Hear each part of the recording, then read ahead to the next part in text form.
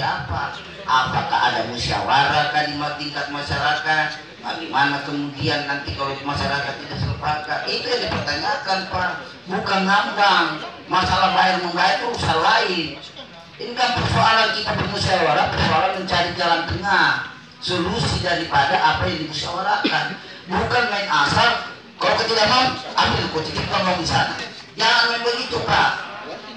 Kita ini mau mencerdaskan manusia, bukan membodohi manusia. Terima kasih. Jadi terima kasih, sudah ada 3 yang memberikan kita masukan, terkhusus kepada BPN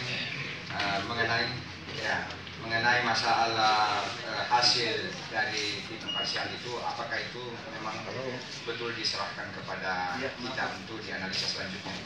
Dan sebelumnya kami serahkan kembali ke Pak Ketua DPT untuk menyampaikan hal-hal yang berkaitan dengan agenda kita ini. Masih ada satu item Pak BPN, mohon maaf.